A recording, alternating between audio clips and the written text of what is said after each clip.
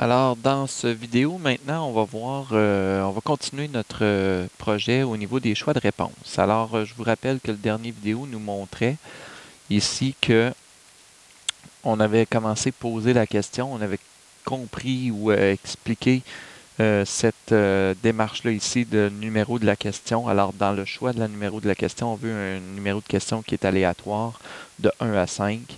Mettre le numéro de question choisi à, dans le fond, 5 fois. Pourquoi 5 fois? C'est parce qu'il y a 5 questions par matière. Donc, on prend la matière choisie, on multiplie par 5 pour avoir la bonne section dans ma liste.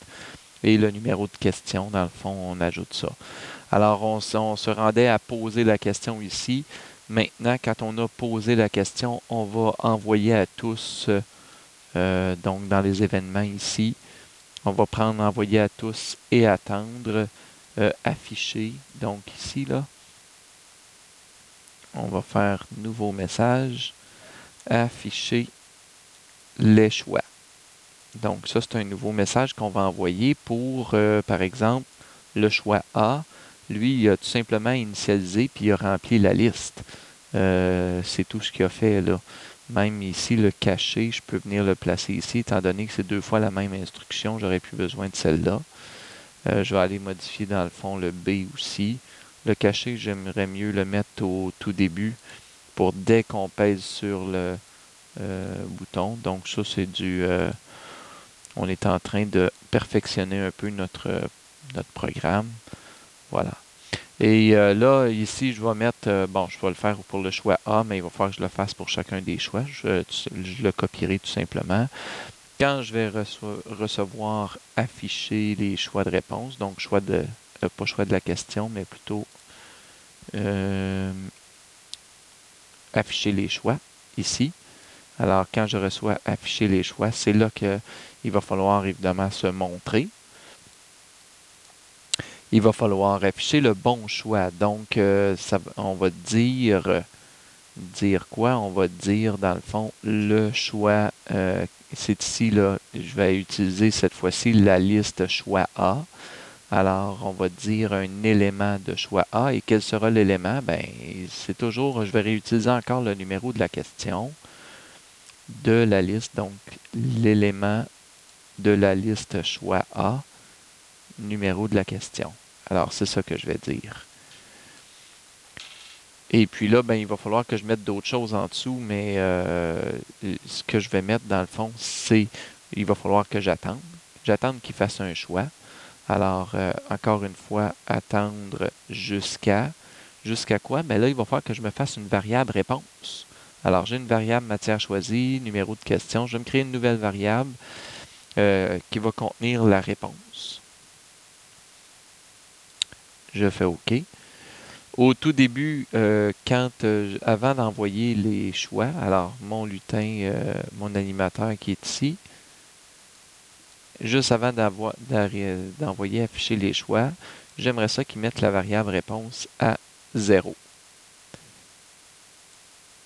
Voilà.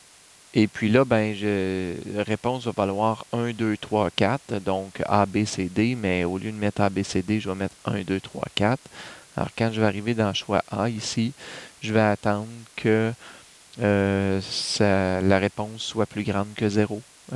Donc, réponse est à 0, puis tant qu'il n'y a pas de choix de fait, réponse va rester à 0. Fait qu'on va attendre que réponse soit plus grande que 0. Puis quand réponse va être plus grande que 0, ben, on va tout simplement se cacher. On va cacher la personne. Pas la personne, mais le bouton.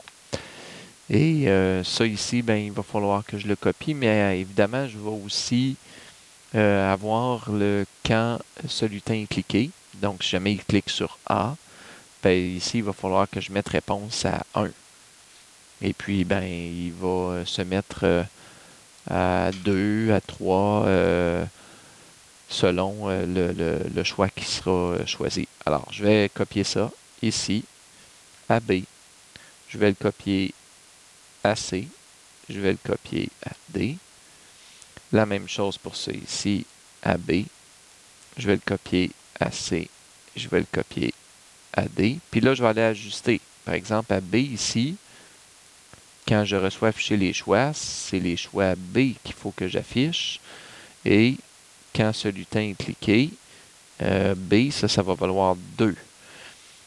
À C, alors ça, c'est les choses que j'ai à aller modifier. Il va falloir que je choisisse le choix C. Puis quand ce lutin est cliqué, C, ça va valoir 3. Et finalement, à D, quand ce lutin est cliqué, ça va valoir, c'est la choix D, puis la réponse ici va valoir 4. Alors, on va faire notre vérification. Je pèse sur mon drapeau vert. Quelle matière choisis-tu? Je choisis une matière. Il me pose une question entre les deux, choix A, choix B, choix C, choix D. Et je clique sur, par exemple, 1, ils disparaissent. Ma réponse est arrivée ici. Alors, ça me dit quel choix choisir. Et là, je n'ai pas encore fait vérifier la réponse et tout ça. Alors, l'animateur où je suis rendu dans cette vidéo-là, poser la question. Là, maintenant, je vais être rendu à vérifier la réponse. Et après ça, faire l'action selon la réponse. Alors, il va me rester ces deux fonctions-là à programmer dans un prochain vidéo.